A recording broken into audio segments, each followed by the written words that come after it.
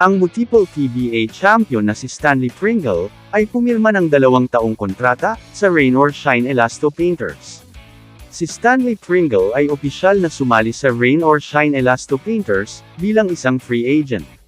Ang dating 2014 top pick, at 4-time PBA champion, ay pumirma ng 2 taong kontrata sa koponan ng Rain or Shine. Ang kanyang karanasan at winning mindset, ay inaasahang magpapalakas sa Rain or Shine sa Season 50 na PBA. Nasa sabik na inihayag ng koponan, na ang dating number 1 overall pick noong 2014, at 4-time PBA champion, ay sasali sa Rain or Shine Elasto Painters, pagkatapos pumirma ng 2 taong deal bilang free agent. Sa kanyang talento at karanasan sa championship, siya ay magiging isang mahalagang karagdagan sa koponan, habang hinahabol nila ang mas mataas na maabot sa susunod na season ng PBA. Kamakailan, gumawa ng kasaysayan si Pringle bilang unang 5,000 point scorer ng Terra Firma. Si Stanley Pringle ang naging unang manlalaro ng Terra Firma na umabot ng 5,000 career points, na nakamit ang milestone sa kanilang laro laban sa Rain or Shine.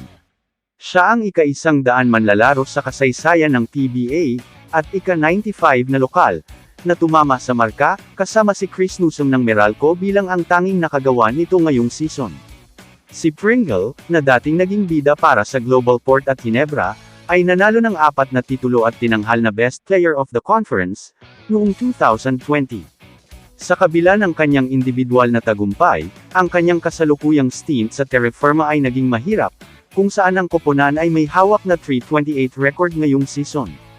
At sa kasamaan palad, ang Terra Firma Jeep, ay namaalam na sa PBA, at wala na sila sa susunod na season, dahil upang makuha ng Rain or Shine ang serbisyo ng dating kampyon, na si Stanley Pringle.